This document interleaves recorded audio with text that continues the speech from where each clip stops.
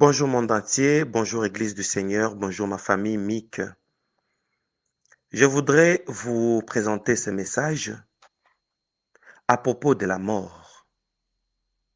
Et je voudrais, au nom de la lumière des Écritures, définir la mort, afin que nous, chrétiens, nous ayons une précision ou une optique vis-à-vis de la mort. Quand quelqu'un meurt, qu'est-ce qui arrive? La mort, c'est d'abord une séparation. C'est-à-dire encore, l'être humain est tripartite. Dieu nous a créés avec le corps, l'esprit et l'âme. Et que se passe-t-il quand survient la mort? Comme les Écritures déclarent dans le livre d'Ecclésiaste, ne pleurez pas celui qui meurt, mais pleurez plutôt celui qui s'en va. Donc, la mort, c'est un départ. Autrement dit, la mort, c'est un retour. Nous sommes venus sur cette terre. Voilà l'interprétation pour nous chrétiens. Nous sommes venus sur cette terre en tant que missionnaires. Et le parcours de notre vie, c'est ça notre film. Et à la fin de notre mission, c'est ça la mort. Si vous voyez quelqu'un mourir, dites-vous, sa mission est terminée. Et pour les créateurs, il juge bon de les récupérer. C'est pourquoi la Bible dit que Dieu n'aime pas la mort d'un pécheur. Ceux qui meurent dans le péché, quand ils meurent, ils rentrent pour un jugement parce qu'ils n'ont pas accompli leur mission sur la terre. Mais un chrétien qui meurt, il s'en va. Il retourne auprès de son concepteur. On nous a conçus pour un but, comme Dieu a dit, avant que je ne t'eusse formé dans le ventre de ta mère. Et là, nous sommes dans le livre de Jérémie, chapitre 1er, le verset 4. Si nous descendons, il dit, avant que je ne t'eusse formé dans le ventre de ta mère, je te connaissais. Avant que tu ne fusses sorti de son sein, je t'avais consacré et je t'avais établi. Donc Dieu nous conçoit dans le ventre de nos mamans pour nous consacrer et nous lancer comme des missionnaires sur cette terre. Alors nos parents ne sont que des instruments que Dieu utilise pour que par eux, nous puissions transiter sur cette terre et accomplir notre mission et retourner à notre position initiale. Je voudrais parler de la position initiale. Le retour vers le Créateur. Paul dit, la mort m'est un gain. Il dit, je souhaite quitter cette chair et être avec le Seigneur. Mais en même temps, je souhaite d'abord rester avec vous un peu de temps. C'est ça la mort. La mort est un retour. La mort n'est pas réellement la mort parce que la Bible parle de la seconde mort qui est le temps de feu. La géhenne, le feu de la géhenne, c'est ça la vraie mort. Ceux qui meurent continuent à vivre. Les morts ne sont pas morts. Les morts se sont seulement déplacés. Les morts ont seulement changé des paramètres de vie. Et ces changements de paramètres de vie, c'est ce que nous les vivants, nous appelons la mort. Mais pour eux, c'est une étape. Quand quelqu'un naît, c'est une étape. Et le parcours sur la terre, c'est notre première étape. Mais la mort est une restauration. Quel type de restauration? C'est-à-dire retour à l'initial. Le corps n'est qu'une enveloppe. Et un jour, nous quitterons ce corps pour retourner d'où nous sommes venus. Nous venons de l'éternité et nous transitons sur cette terre pour retourner à l'éternité. Dommage, les Écritures déclarent, j'avais dit, vous êtes des dieux. Vous êtes tous fils du Très-Haut. Cependant, vous mourrez comme des hommes. Oh mon Dieu. Mais nous sommes des humains. Nous sommes des hommes. Mais pourquoi la Bible dit, vous mourrez comme des hommes? Et là, nous sommes dans le livre de Psaume chapitre 89, le verset 6. Psaume 82, verset 6 plutôt. Les Écritures déclarent, vous mourrez comme des hommes. Pourquoi? Parce que l'être humain, dès son parcours sur cette terre, il est né comme un être humain, mais il se voit un humain.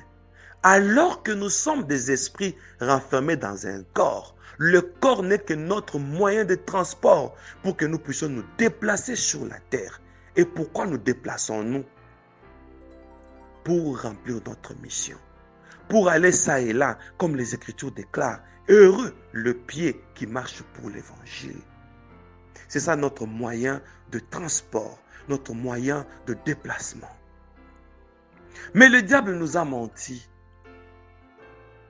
Le diable est un menteur. Pourquoi? Parce que quand nous naissons, il nous donne une idée, une fausse impression sur la vie terrestre. Quelqu'un qui naît, malheureusement, au jeune âge, il s'est dit, je suis encore trop jeune pour m'investir dans les choses de Dieu. À l'âge adulte, il devient trop occupé. Il s'est dit, voilà, je dois d'abord gagner ma vie. Mais au jeune âge, il est préoccupé par les études.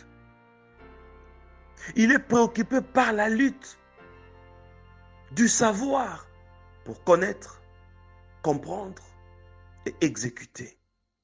Et l'exécution de ce qu'on a appris, c'est le travail. Nous développons plusieurs métiers, plusieurs domaines et plusieurs professions. Tout ceci parce que nous nous sentons responsables et nous sommes busy, trop occupés. Trop occupés plutôt. Ainsi, l'être humain va développer son savoir-faire à cause de ce qu'il a appris. Oh, dommage. Il devient responsable. Plus il devient responsable, plus il devient très occupé. Et là, il n'y a pas encore le temps pour le Seigneur. C'est ça l'homme. L'homme devient occupé. Et l'homme se donne à ce qu'il fait. Et l'homme devient ce qu'il fait. Quand on le voit, on voit son métier. Et il dispose de son temps pour pratiquer ce qu'il a appris dès le jeune âge. Ainsi de suite, les années avancent et le Créateur attend. Des fois, nous les humains, nous les vivants, nous devons savoir. Si nous vivons, c'est pourquoi. Est-ce que c'est pour nos intérêts égoïstes ou peut-être nos intérêts égoïstes ne sont qu'une partie de la vie pour répondre à certains devoirs de la vie. Mais ce n'est pas nécessairement pour ça que nous sommes sur la terre. C'est pourquoi la Bible dit, rachetons le temps. Le temps nous prend en otage. Pourquoi? Parce qu'il nous prend une partie, une grande partie de notre vie jusqu'à l'âge de la retraite. Et là, la personne commence à vivre de ce qu'il a semblé investir. Mais nous allons nous rendre compte que, en réalité, à l'âge de la retraite, il y a certaines exigences de la santé, du corps, où on sent que ce que nous avons investi ne répond plus. Pourquoi? Parce que nos organes commencent à s'affaiblir et nos investissements ne vont pas répondre à la faiblesse de la chair. Nous avons investi, nous avons eu des comptes en banque, etc. Des concessions, des propriétés, ainsi de suite. Pourquoi pas les enfants? Mais à un certain âge, le corps commence même à refuser la nourriture. Et l'argent ne répond plus à ce que le corps nous réclame parce qu'il s'est affaibli, parce que les organes se sont affaiblis. Et après quoi? C'est la mort. Et après tout, c'est la routine. Comme l'a dit l'Ecclésiaste, vanité de vanité, tout est vanité. Oh mon Dieu. La vie, c'est Jésus. C'est pourquoi il a dit, je suis le chemin, la vérité et la vie.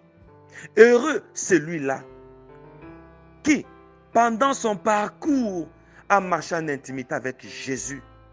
Parce qu'après ces parcours sur la terre, la vie éternelle nous attend. Et cette vie terrestre est une vie éphémère. C'est ça la définition de la mort pour nous, le chrétien. La mort n'est pas la mort, mais la mort n'est qu'un déplacement. La mort, c'est le déplacement d'un état vers un autre. Que chacun de nous, quand il voit quelqu'un mourir, qu'il se pose la question pour dire, c'est lui qui est mort, surtout s'il était chrétien. Nous devons nous dire, celui-là a fini sa mission. Tant que je continue à survivre, c'est que ma mission n'est pas terminée. La mort est une interpellation. Ce qu'Humeur nous enseigne, c'est un enseignement silencieux pour dire, voici, je pars. Je retourne vers mon Créateur. Et vous qui êtes restés, vous avez une charge. Vous avez une mission. Si quelqu'un meurt dans le Seigneur, rendons grâce à Dieu parce qu'il a eu le temps de le connaître par rapport à ceux-là qui sont morts sans connaître le Seigneur. Alors pour nous chrétiens, quand quelqu'un meurt, disons-nous, il nous a dévancés. Nous ne l'avons pas perdu, il est en réserve. Les morts sont des réserves de l'Éternel, c'est-à-dire on les a cachés quelque part. Ils vont au paradis.